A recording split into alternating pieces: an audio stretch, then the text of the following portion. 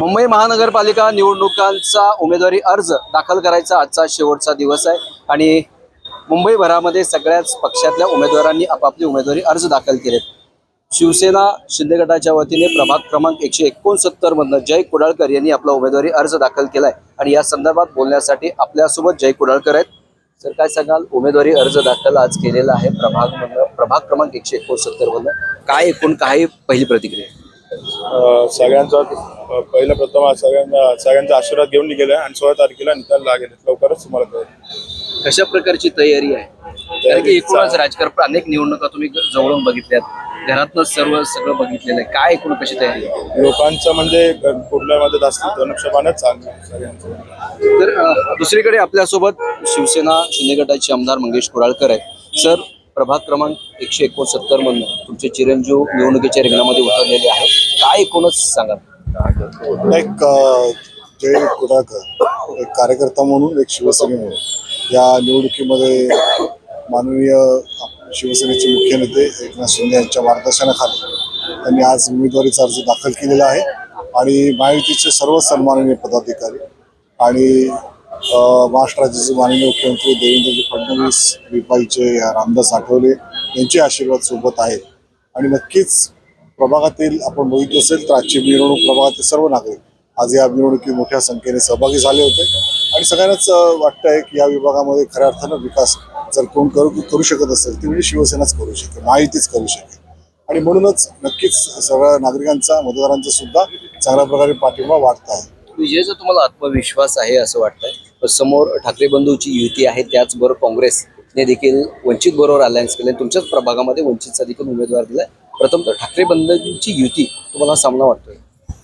या बाबतीमध्ये निश्चितपणानं मला तसं कोणाचं आव्हान असं वाटत नाहीये, पण नक्कीच समोर आव्हान समजून आम्ही नक्की लढू आणि चांगल्या प्रकारे आम्ही निकाल सुद्धा आपल्याला 16 तारखेला समजेलच कशा प्रकारे हा निकाल आला.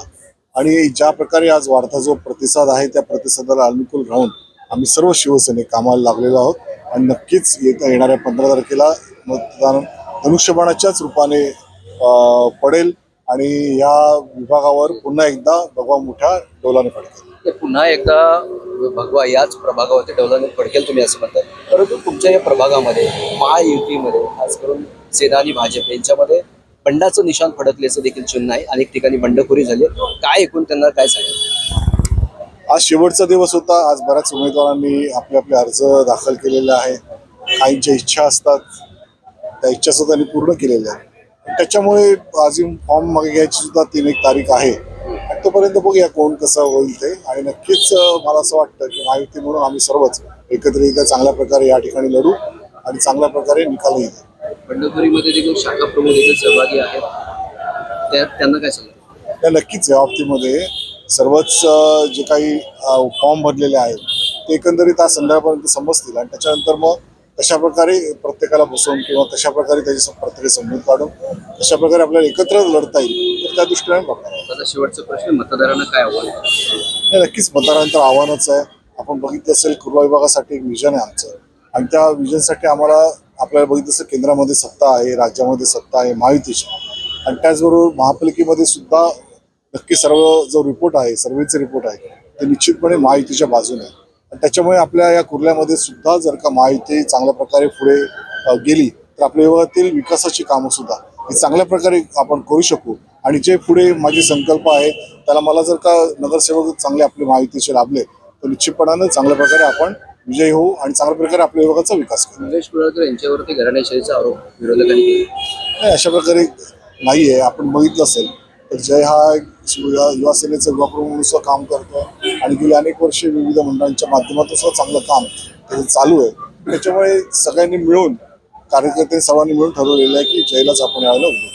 धन्यवाद तुम्ही आमची संवाद साधल्याबद्दल. हे होते कुर्ला विधानसभेचे आमदार मंगेश कुडाळकर. मी गुणवंत दांगट, DRB न्यूज, मुंबई.